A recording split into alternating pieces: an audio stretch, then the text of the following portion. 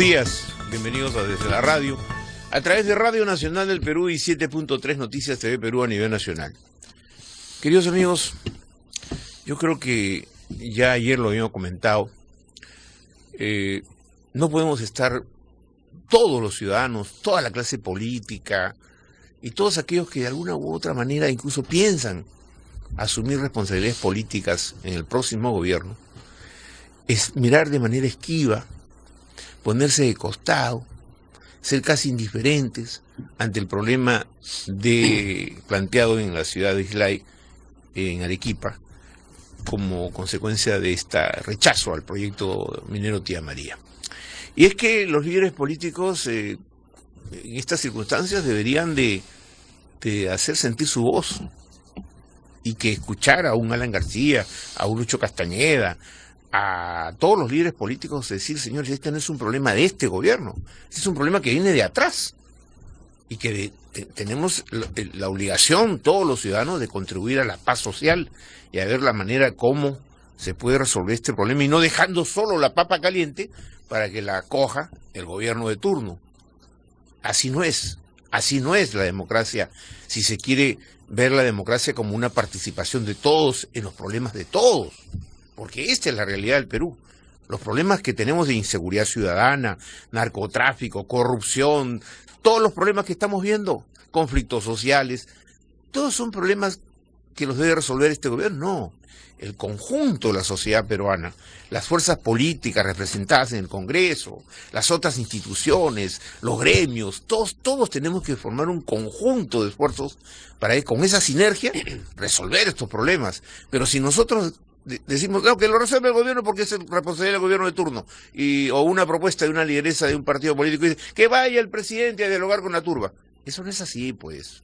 Seamos realistas, seamos serios. Nosotros somos ciudadanos. Yo soy un ciudadano que vota. Nunca seré un ciudadano que buscaría ser elegido. No, yo renuncio para toda mi vida a participar en política, pero sí como ciudadano a reclamar a quien me gobierna o a quienes nos van a gobernar conductas coherentes, consecuentes con la democracia. De lo contrario, solo son poses, gestos, y no actitudes serias y responsables que requiere este país, nuestro país. Por eso, a mí me parece muy grave que la clase política esté media esquiva, mirando de costado. Así no es. Y reitero, así no es. De tal forma que ojalá que empiecen a pronunciarse para que vean que esos radicales, esos agitadores, van a poner las barbas en remojo, porque van a ver que hay respaldo político para que pueda resolverse este problema. ¿Va o no va el proyecto minero? Es otro tema. El asunto es la paz social. Eso es lo importante. Muy bien. Queridos amigos, en nuestro programa tenemos que abordar estos temas y otros porque siempre la opinión pública requiere de expertos que nos digan efectivamente lo que nosotros a veces no vemos. No vemos por el trajín del periodista en buscar la noticia y la opinión pública porque está empeñada en otros temas. Pero hemos invitado a dos especialistas serios, responsables y de mucho prestigio, como es el doctor Miguel Antezana, especialista en comunicación, política y gobernabilidad de la Escuela de Gobierno y Políticas Públicas de la Pontificia Universidad Católica, y también al doctor Fernando Núñez. Ya él es venezolano, pero ha colaborado tanto con la democracia en nuestro país que aquí lo hemos ya como lo he calificado como peruano sobresaliente. Así que ya es parte de la nacionalidad peruana por su cercanía con nosotros en el Perú. Bienvenidos a ambos, ¿cómo están? Muchas gracias. Bien. Yo hacía este comentario sus reflexiones. Sí. Bueno, ninguno de los dos somos economistas. Bueno, yo sí. ¿Sí? ¿Usted es economista? Yo soy doctor en ciencia política. Pero yo siempre he pensado que las inversiones, sobre todo las mineras, y este es un país minero, son un proceso y van más allá de un periodo constitucional de gobierno, ¿no? Por eso entiendo su comentario de que esto no es un problema de este gobierno ni del pasado, también es pensando ya en el futuro. Entonces, ver las inversiones como proceso y no como una cosa puntual. Por lo tanto, los estudios, al menos que yo he leído, hablan de que cuando una empresa va a hacer una inversión de este monto tan grande, deberíamos pensar en que la empresa instale una capacidad de diálogo muy previa en tiempo y en herramientas de trabajo al momento de la propia inversión como tal. Y creo que aquí no ha sucedido eso. Y coincido en que hay un cálculo político de no hablar mucho del tema para no embarrarme, ¿no? Políticamente, porque estamos en un periodo preelectoral. Generar un compromiso posterior que pueda efectivamente generarle problemas. Y mi primera reflexión de la mañana es, tal vez, hemos tenido en la historia de los conflictos sociales, sobre todo los mineros, distintos momentos álgidos. No solamente Conga y Tía María, sino otros conflictos. Claro. Y yo me pregunto, sobre todo a la clase política, ¿qué hemos aprendido de todo esto? Porque parece que estamos repitiendo los mismos errores. Exacto. Eso es lo que yo veo. Y es una reflexión que me lleva también a traer otro tema, pero que no trataremos hoy día, pero decir exactamente, ¿qué hemos aprendido, queridos amigos? Hace 35 años, y dentro de muy pocos días, vamos a tener una triste recordación. La aparición de Sendero Luminoso, el 17 de mayo de 1980. O sea, hace 35 años que este grupo de personas salió a desbaratar la democracia, a sangre y fuego tratar de tomar el poder, y yo me pregunto, ¿qué hemos aprendido sobre esta larga experiencia? Por eso, buena su reflexión de qué hemos aprendido en varios temas, con todas las experiencias que hemos tenido en el escenario, el doctor Antezana. Y siguiendo en esa misma onda de reflexiones, yo creo que no hemos aprendido mucho, y sobre todo ya que usted menciona este triste aniversario, es que se mantienen algunas condiciones, y eso no quiere decir que obviamente estemos en un caldo de cultivo para que vuelva a resurgir el Sendero Luminoso, ni mucho menos, pero hay elementos como por ejemplo la desinformación, la desatención a los pueblos alejados de la capital o de las capitales de regiones, y ese no prestarle atención a los reclamos de la gente y simplemente transmitirle decisiones muchas veces del gobierno central o en este caso el gobierno regional, y solamente cuando hay un conflicto de una magnitud que afecta a otros es que comienza a mirárseles y comienza a prestarse atención. Eso es muy peligroso porque genera un resentimiento social, genera una necesidad de expresarse que muchas veces cuando no es bien canalizada se transforma en estos conflictos que estamos viendo, que ya no estamos hablando de Islay, no hablamos de Cocachacra, ya no hablamos de un distrito alejado, sino estamos hablando ya de la región Arequipa y estamos hablando de cómo afecta a otras regiones y a otras personas. El que ayer hemos escuchado que hay 2 personas muertas porque han tirado piedras a autobuses, gente que no tiene que ver absolutamente nada con este conflicto y que muera por esto, me parece que ya estamos llegando al absurdo, estamos llegando a límites en el que son necesarios por precisamente tomar medidas para acabar con este tipo de situaciones, que va más allá de los reclamos de la empresa. Yo ya creo que ya trascendimos eso hace mucho rato, ya llevamos creo que 52 días de conflicto y no se puede prorrogar más. ¿Hasta cuándo vamos a seguir viviendo todos los días estas noticias de este conflicto, de esta situación que a todos nos afecta? Correcto. Usted va por esa dirección de busquemos una solución, ¿cierto? Necesariamente. Claro. Y de hecho, de hecho yo creo que ya hay una solución a corto plazo que debemos tomar, que es acabar con el conflicto, independientemente del tema de la pero empresa. Para acabar con el conflicto, usted tiene que abrir una puerta que permita recuperar otra vez esa confianza del diálogo, porque si no hay entre las partes ese nivel de confianza, bastante difícil puede ser el problema. Yo no soy negociador, pero digo, mi sentido común me dice, si no restablecemos el nivel de confianza entre los reclamantes y los que tienen que resolver el tema, entonces no sé, doctor Núñez, ¿qué dice? Sí, yo quisiera equiparar esto con un problema, digamos, en un matrimonio que está a punto de un divorcio y sin embargo se dicen, vamos a darnos un tiempo para conversar, para pensar, para reflexionar. Todo hace pensar que caminamos hacia una suspensión, una postergación para precisamente parar el conflicto, pero esa postergación que algunos están especulando podrá ser de 9 meses, 1 año, tiene que ser un periodo para reconocer temas, puedan sentarse de nuevo sin radicalismos y encuentren esa luz en el túnel que a veces un matrimonio desavenido también lo consigue. O sea, yo pienso que va por ahí. ¿Eso cómo se puede interpretar? ¿Como congelar el proyecto? Algunos lo Porque asumen como Conga eso. se ha congelado prácticamente, ¿no es cierto? Sí, otros hablan de suspensión, de postergación. Yo creo que es un escenario válido, pero también yo creo que hay que tomar en cuenta otro escenario. Y el otro escenario tiene que ver con los hechos delictivos que están sucediendo en los últimos días.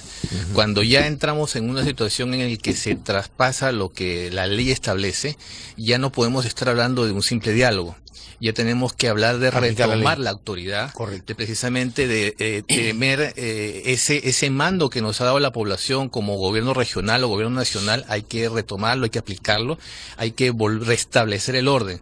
Por lo tanto, el orden probablemente se puede restablecer con la policía, la fuerza, pero el principio de autoridad, que es lo más lo fundamental, ¿no? Es decir, que la gente tenga en su mente, en su cabeza, el significado del principio de autoridad. Yo estoy revisando textos sobre el principio de autoridad y es un complejo problema para que la gente respete las leyes y las normas, cosa que en nuestro país últimamente violentan el principio de autoridad y es hasta básico, ciertas en autoridades. un Estado de Derecho es básico el principio de autoridad. Así es. Sí, y yo creo que ahí, lamentablemente, esto sí es responsabilidad exclusiva del gobierno, porque él es el que tiene esa autoridad, él es el que tiene en este momento el uso, lo famoso llamado monopolio de las armas para restablecer el orden, y tiene que aplicarlo. Yo no puedo sentarme a dialogar cuando tenemos del otro lado a personas que con un audio que se han revelado están negociando supuestamente la paz o restablecimiento del orden, las lentejas y todo esto, y vemos que también está de alguna manera, según el audio, también metido la empresa porque hay un interlocutor. Entonces, aunque la empresa ha hecho un deslinde, ¿no? Un aviso que ha publicado, dice que no tiene nada que ver, pero bueno, pero más allá de eso, ¿por qué no hagamos un esfuerzo de plantear soluciones? Ustedes son expertos en temas políticos, en comunicación política, en gobernabilidad. Empecemos a plantear un poco de ideas para que quienes tienen la responsabilidad de resolver el tema cojan algo. Ahora, yo quería hacer una reflexión también. Los gobiernos regionales es parte de la estructura política de este país. Tenemos gobierno nacional, regionales y locales. Últimamente vemos que cuando hay serios problemas, el gobierno regional como que también se pone esquivo y le lanza la pelota al gobierno nacional. Eso no sé si se han dado cuenta que los gobiernos regionales, cuando hay problemas serios, como que no aparece el gobernador, desaparecen las autoridades regionales y dejan toda la papa caliente en manos del gobierno central. Eso también es así, ¿no? Hay que decir las cosas como son. Sí, sí. Ahora, mi colega hizo una reflexión al inicio que me parece muy importante. Este periodo de postergación, si es que va a ser postergación, sería el periodo ideal para que precisamente hagamos una labor de información. Hay mucha desinformación en la población sobre este conflicto. Por ejemplo, la gente sigue hablando de las consecuencias para el agua, de las consecuencias para el agro, y sin embargo yo he escuchado opiniones de expertos que hablan cómo sería el proceso de la exploración con el Tajo abierto y que eso no tendría efectos sobre el agua y sobre el agua. Pero creo que a la población que está tan enardecida, tan radicalizada, este periodo de suspensión o postergación sería el periodo ideal para que se hiciera una serie de trabajos de socialización y difusión. Una tregua. Yo pienso que eso viene, porque el conflicto está demasiado radicalizado. Yo me enfoco por el lado nuevamente del restablecimiento del orden inicialmente.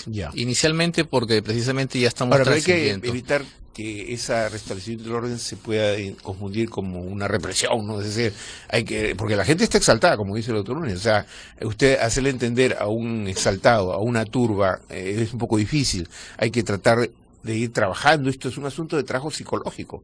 Acá es un trabajo muy lento. Lo que pasa es que mi opinión es que en este conflicto en muy particular ya hay otras variables que han entrado en juego.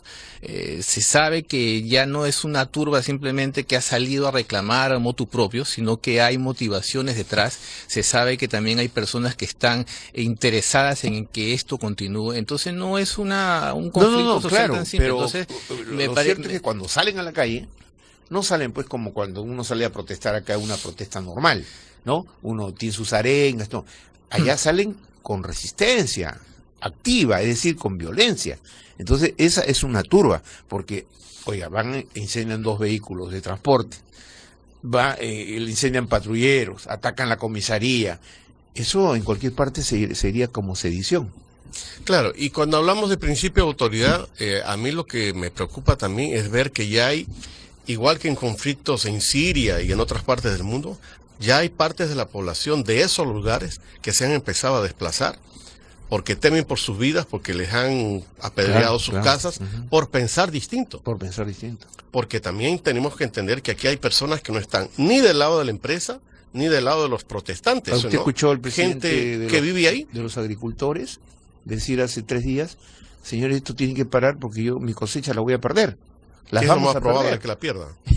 Las cosechas las van a perder, entonces, y cuando pierden su cosecha, pierden todo, pues se quedan en la calle. Y vayamos un poquito más allá también. Si no tenemos un control de esta situación en el corto plazo, nada nos dice que posteriormente se puedan presentar otro tipo de situaciones en otras partes del país y se repitan. Vinculados a temas. Exacto, pero que esta modalidad, entre comillas, se repite en otros lados porque se asuma que el gobierno precisamente deja pasar las cosas, que no toma las riendas, que no asume este principio de autoridad que venimos conversando y repitiendo mucho rato. Entonces, yo parto del punto de vista que en este momento, por el desorden, por la anarquía que se encuentra, hay que primero poner orden. Pero después podemos dialogar, después podemos ver cómo, de alguna manera, tenemos contentas a las partes sobre la base de la ley, lo que está establecido. Aquí no hay mucho que inventar. Aquí hay un tema que ha dicho el doctor Núñez, que es un problema de información, en otras palabras, un tema crucial de comunicación. Exactamente. Entonces, hay leyes, hay normas que establecen cómo negociar y cómo obtener la licencia social, ¿no es cierto?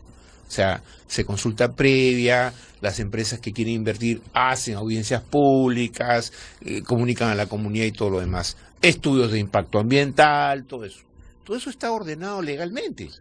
Entonces uno dice, si todo está legalmente, si finalmente se otorga la concesión, ¿cómo es posible que de pronto, cuando ya tía María estaba casi para empezar, vienen unos 4 o 5 tipos, entre ellos Pepe no sé cuánto, y empiezan a agitar a la gente? Y además, como se ha comprobado, muchos de los que están ahí no son de Islay. La propia gente lo dice. Son dirigentes, ¿no?, de Cajamarca, de Puno, de Adiviri, no sé qué más, que han venido. Entonces, ahí se nota, pues hay que decirlo, ahí se nota que hay una agitación perversa, obviamente crear problema social dentro de los conflictos ya existentes en minería, no sé, eso es así. Eso está lógico, es claro. Y también tenemos que comprobar, lamentar que pareciera que no solamente el gobierno, sino en general, y eso me lleva a su reflexión inicial sobre la clase política, hay no solamente un cálculo de no meterme para no contaminarme, para no embarrarme, sino también hay un desprestigio de la clase política en todo esto. O sea, la población está perdiendo y ha perdido confianza en su clase política. A los propios congresistas de Arequipa. Claro, y si montamos eso junto con este asunto de no creerle en la palabra al político, de estar molesto con la situación de mi ciudad, de tener represión, tenemos un cóctel que, como dijo mi colega, puede ser expansivo y que en otros departamentos del Perú, con esta cantidad de conflictos que hay, empiecen a estallar estas bombas y esto se vuelva anárquico. En un momento, doctor Antesana, de proceso preelectoral, político preelectoral. Sí. Es complejo. En apenas 14 meses de gobierno que le queda a Ollantumala. Ahora, también eso de apenas, porque 14 meses son 14 meses, doctora. La verdad que no, es cierto que de acá la convocatoria en octubre y todo lo demás, no, pero 14 meses de gobierno, yo creo que deberían ser un gobierno, gobernar tranquilos, ¿no? Con todas las reglas claramente puestas en la mesa. Entonces, a mí me da la impresión de que hay una agitación deliberada para crear malestar social. Me tengo la impresión, o sea, no por algo he pasado 40 y tantos años metido en el periodismo viendo crisis parecidas, donde finalmente se llegaba a la conclusión de que había una agitación política preelectoral. Sí, ciertamente puede haber intereses de otros partidos para generar esta situación, pero también, y desde mi punto de vista, también se ve de alguna manera el manejo que ha tenido el gobierno en estos 4 años. Tiene una responsabilidad. Tiene una responsabilidad directa, porque generalmente en el último año los gobiernos estamos acostumbrados a que se ponen a inaugurar obras, se ponen a mostrar qué están dejando, y yo dudo mucho que este gobierno tenga, nuevamente en estos 14 meses, muchas obras que inaugurar, salvo estas pequeñas entregas que hacen los pueblos cuando va el presidente. Correcto. Ahora yo espero que el gobierno gobierne hasta el último día, porque ese es su mandato. Claro. Por eso que esa bola que empezó a correr de la cierre del Congreso, que a mí me parecía absurdo, porque finalmente la democracia no se resuelve cerrando el Congreso para una elección posterior, sino ver en el diálogo político, qué es lo que... Tenemos acuerdo nacional, tenemos mesa de negociaciones, tenemos una serie de mecanismos. Consejo de Seguridad. Exacto. Y no funciona. Y nosotros nos preguntamos, oye, ¿qué nos pasa a los peruanos que no tenemos reflejos, no reaccionamos? Nos estamos atrapando en problemas, sicariato, delincuencia común, narcopolítica, el problema de la institucionalidad, un fiscal que va a punto de ser destituido. Así es. Es decir, la verdad, le digo honestamente que yo he perdido hasta el sueño. Usted ha nombrado... Como ciudadano, yo me preocupo porque tengo hijos, tengo nietos. Claro. Y digo, oye, esto no puede pasar. Por eso ayer un poco que me exalté en mi reclamo, porque no es posible que el Perú esté en estas condiciones. Usted ha nombrado el acuerdo nacional que casualmente estuve en el equipo inicial que acompañó ese esfuerzo. Y yo creo que debo confesar que estoy bastante decepcionado que el acuerdo ha pasado a estar como medio dormido. Y creo que el acuerdo es un instrumento de diálogo que podía ser convocado, no solamente porque tengan unas políticas públicas ya establecidas, sino porque este es un momento crucial. Y en el acuerdo confluyen empresarios, políticos, iglesia, sindicatos, sociedad civil. Yo creo que deberían conversar sobre este tema, para que esto no se convierta en una bola de fuego o una bola de nieve que va a crear conflictos tan cerca de la elección. Doctor Antesana, yo no sé si usted como experto en comunicación política, yo he trabajado muchos años en una empresa extranjera, ¿no? Y cada vez que había un conflicto, se convocaban los directores, ¿no? Entonces íbamos los apoderados y nos sentamos, y hasta que no se resolvía el problema, no se levantaba la sesión. E incluso se convocaba a la casa matriz, vengan a Roma. Y ahí hasta que no se resolvía el problema, ¿no? Que era que podía afectar a toda la organización, nadie se levantaba.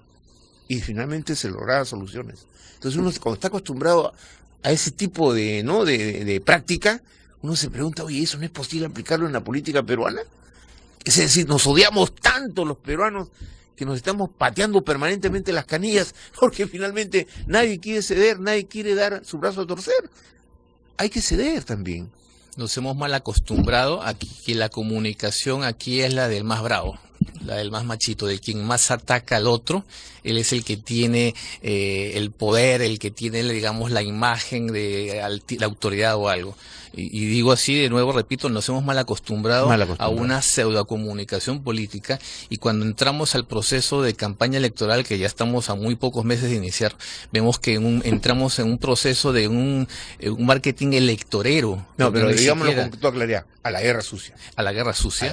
Y que no hay propuestas. Simplemente todo es el ataque. Hay un candidato o cualquier candidato busca atraer a los públicos por una imagen, pero no hay una propuesta de fondo, y yo creo que eso también hay que romperlo en algún momento. Esto se está dando en América Latina. Sí, pero tampoco somos exclusivos en la patente, ¿no? Porque América Latina también tiene lo suyo, en varios países. Marchas en Argentina, marchas en Bolivia, Brasil están pidiendo la cabeza de la presidenta, Venezuela, y que es un conflicto permanente. Ahora, ayer hablaba con un colega suyo que me decía, oye, Lucho, esto tiene que resolverse antes de que empiece el fútbol ahora en junio, en Chile. Claro. Digo, ¿cómo es eso? Sí, porque para nosotros el rating va a estar en difundir el campeonato de fútbol. Entonces este conflicto nos molesta. Yo decía, Dios mío, hay cálculos hasta para eso. Y es verdad, la clase política está un poco, no sé, gaseosa frente al tema. Y es un tema que el próximo presidente o presidenta va a tener que enfrentar conflictos como en otras palabras, No hay que ponerse de yo sería lado. mucho más drástico, ¿no? Hay una tremenda inmadurez política, porque si los políticos de nuestro país fueran realmente serios, responsables, maduros, ya se habrían pronunciado hace rato sobre el tema, ya habrían buscado soluciones a los problemas.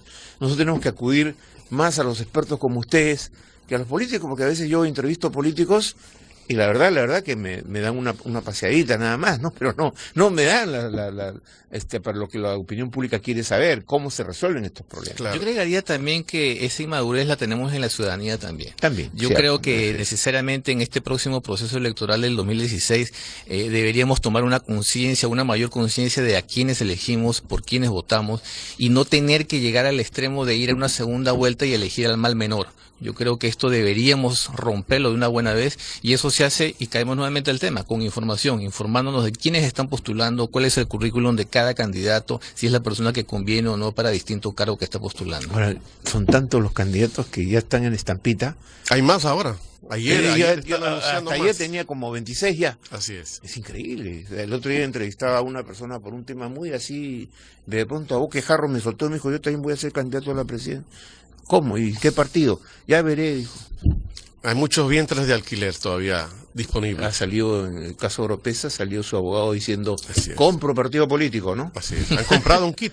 Han comprado un kit. Sí, pero la compro OMPE, el partido, sin caso claro, no le liga, compro el partido. La OMPE y ha tienen la dicho- plata para comprarlo, me imagino. La OMPE ha dicho que ha vendido más de 100 kits electorales en lo que va del año.